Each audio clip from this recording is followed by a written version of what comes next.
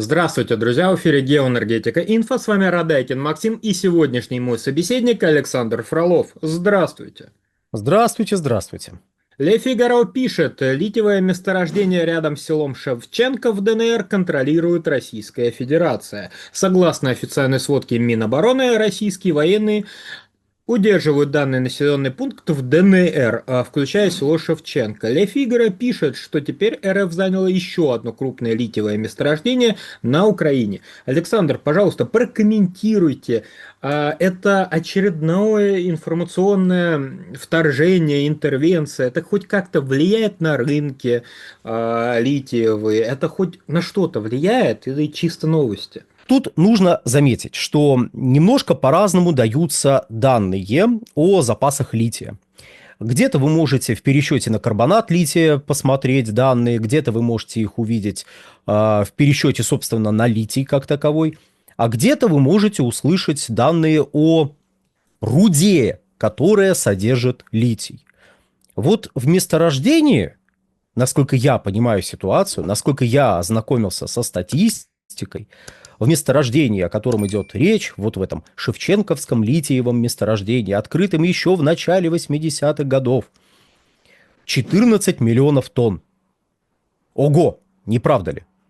14 миллионов тонн руды. Ага, не правда ли? А каково содержание лития в этой руде? Насколько глубоко залегает этот самый литий в этой самой руде? И вот как только мы начинаем задавать вот эти вопросы, то вот это а-ля улю гони гусей, который у нас идет по телеграм-каналам, неожиданно начинает сдуваться. И фантастический украинский литий, без которого ну вообще невозможно представить себе зеленый энергопереход, без которого ни Франция, ни Германия, ни тем более Соединенные Штаты Америки жить не могут. Так вот, вот этот литий и его роль в мировой политике начинает вдруг неожиданно превращаться даже не в ноль, а просто в какие-то отрицательные значения. Я думаю, читатели «Le Figaro», когда прочитали вот это вот украинский литий, а там литий добывается, да? Интересно. Сказали бы они, потому что, ну, к примеру, одним из крупных, ну, по крайней мере, одной из стран, где добывается литий, является, например, Португалия. Что-то мне подсказывает, я даже не знаю что Португалия немножко ближе к тому же самому Европейскому Союзу, чем Украина.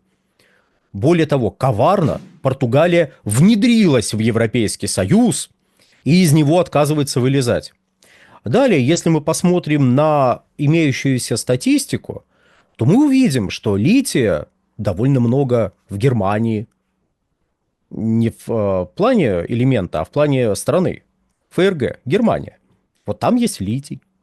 Притом там его в 4 раза больше, чем в Сербии, про которую у нас тоже много стали писать, что вот смотрите, Евросоюз не может получить сербский литий, потому что это, еще раз, это вот у нас в ряде крупных уважаемых телеграм-каналов, а также в ряде СМИ прозвучали вот такие построения, что Евросоюз не может никак получить сербский литий, и вот теперь он вынужден просто идти за литием на Украину, поэтому украинский литий является ключевым элементом вот этого энергоперехода. Там какие-то такие построения идут. Так вот, в Германии в 4 раза больше лития, чем в Сербии, который вот никак не могут получить.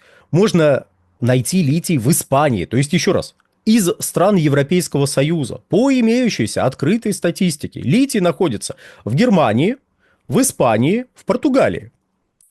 Есть в Европе литий в Сербии. Что характерно, та статистика, на которую я сейчас опираюсь, а это данные геологической службы Соединенных Штатов Америки, почему-то в этих данных геологической службы Соединенных Штатов Америки нет Украины. Вообще. Совсем. Ни капли Украины нет. Ну, наверное, геологическая служба Соединенных Штатов просто ненавидит постсоветское пространство и вообще его игнорирует. Так нет же. Вот смотрим, и кого мы видим? О, боже мой, мы видим здесь Россию. 1 миллион тонн они нам рисуют запасов. Это, кстати, примерно столько же, сколько в ключевой Сербии. и неизвестно сколько по отношению к запасам Украины, потому что о них, ну, немножко неизвестно. Так вот, Испания, кстати, Испания, я вам сейчас скажу, сколько? 320 тысяч тонн. Португалия 270 тысяч тонн, ну, 4 миллиона тонн в Германии, вот, в Сербии 1,2, вот у нас миллион. Нам насчитали американские геологи. Но, наверное, просто Россия, она, ну, крупная, они вот Россию увидели, а всех остальных не увидели. Сейчас, если вдруг вы нас смотрите из Казахстана, я знаю ваш прикол про площадь Казахстана, про количество Франции, вот я знаю, честно. Но, тем не менее, Казахстан почему-то американские геологи нашли. 450 тысяч тонн насчитали этого самого лития на территории Казахстана.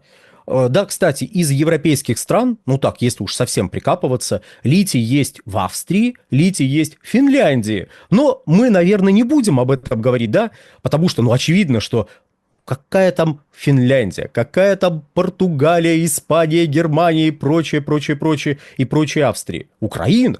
Ведь бьются за село. Я на полном серьезе видел заявление некоторых чиновников, что смотрите, вот именно потому, что есть интерес западных компаний к этому самому литию на территории Украины, именно поэтому украинские формирования так как отчаянно дрались за это село. Видимо, за все остальные населенные пункты они просто их покидали. И вот только за это село. Я сейчас не буду задавать вопрос, на чью мельницу льют уважаемые чиновники воду, рассказывая о том, что, оказывается, мы туда за литием идем. Ну, такой вывод можно сделать из их слов. Ну вот на чью мельницу льют воду эти чиновники? Какую версию происходящих событий они поддерживают и продвигают? Вы знаете, не буду задаваться этим вопросом. Еще раз поговорю лучше про ключевую роль Украины как поставщика лития.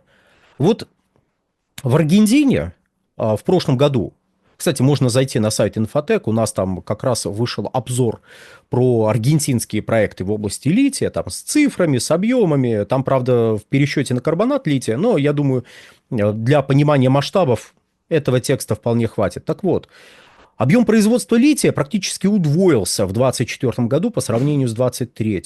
Да, разумеется, Аргентина пока не является крупнейшим производителем лития. Она всего лишь в несколько раз собирается к концу текущего десятилетия увеличить производство. И, кроме того, она обладатель одних из крупнейших запасов лития в мире. Собственно говоря, я думаю, многие слышали про литиевый треугольник. Вот один из углов этого треугольника – это как раз-таки Аргентина. Кстати, есть собственные, весьма хорошо разведанные, находящиеся не где-то в недрах, куда еще нужно закопаться и достать, а в гораздо более удобных условиях запасы лития у Соединенных Штатов Америки. Они немножко стесняются, они не рассказывают, сколько конкретно они добывают, но, тем не менее, американские геологи подробно рассказывают о ресурсах лития на территории Соединенных Штатов. Опять же, по запросу USGS Lithium, я думаю, многие из вас могут просто перейти на эту страничку. Если не забудем, то приложим, наверное, ссылку под этим видео. Если забудем, ну еще раз, вот забивайте в поисковике, это абсолютно открытые данные. Хорошо структурированные, есть табличка, можно посмотреть. Украины, еще раз, там нету. А нету ее по простой причине. Есть примерное понимание того, сколько лития там есть. Есть оценки местной геологической службы. Верить этой службе, не верить этой службе. Это уже дело каждого. Но эти данные не являются верифицированными, не являются международно признанными. То есть даже российские запасы более или менее оценили и сказали, у вас вот столько. Запасы мелкие, вроде запасов Казахстана, Финляндии, тоже оценили, тоже сказали, вот у вас вот столько. Правильно оценили, неправильно, это уже другой вопрос. Возможно, если проводить соответствующие геолого-разведочные работы, мы что-нибудь новое узнаем и про запасы лития, ну, точнее, ресурсы лития, но, извините, я здесь буду по-простому использовать слово «запасы» в значении «ресурсы» тоже. Поэтому простите меня, пожалуйста, все, кто понимают разницу. Я думаю, для нашего разговора эта разница принципиально, не принципиально. Так вот, будет понятно, сколько лития там в Казахстане, если этим вопросом заняться, и может его там будет в 2, в 3, в 10 раз больше. Всякое может быть. Но вот Украины нету в этом списке. Может быть, ее на самом деле вот может быть, ее просто скрывают. Там настолько невероятное количество лития, что, стесняются об этом говорить. Ну хорошо, давайте попробуем прикинуть, сколько этого самого лития может быть именно лития, не руды, содержащие литий, а лития в шевченковском месторождении. Если исходить из тех данных, которые публикует Украинская геологическая служба, она там о ресурсах и надрах как-то так. Так вот, если исходить из их данных, то получается, что лития там, верхняя оценка будет где-то 350 тысяч тонн. Ого! 240 тысяч тонн мировое потребление в прошлом году. А тут практически в 1,5 раза, я округляю, в 1,5 раза больше мирового потребления. Да, все здорово, только потребление лития растет где-то так, на 40, на 30 тысяч тонн в год. Скажем, добыча в какой-нибудь Аргентине увеличилась именно по литию. Именно по литию, не там в пересчете на что-то, именно по литию. Увеличилась там примерно с 9 до 18 тысяч тонн. У меня, правда, финальный вопрос. Вот заметьте, тут больше вопросов в этом видео задаешь, чем отвечаешь на них. Финальный вопрос. Вот в России сейчас запускается ряд проектов, включающих в себя в том числе добычу лития. Есть масса проектов добычи лития на территории Соединенных Штатов. Есть добыча лития в Европейском Союзе. Есть добыча лития, собственно, в Латинской Америке. Есть добыча лития, кстати, крупнейший производитель вообще Австралия сейчас. Ее подвинут скоро, но пока Австралия. Видимо, к австралийскому литию тоже доступа ни у кого нет. Австралийцы сидят, никого не пускают. Угу. Да. Ну или там настолько мало лития по сравнению с Украиной, где просто вся Украина один сплошной литий. Знаете, копнул чернозем. Знаете, на поверхности чернозем, по черноземам литий.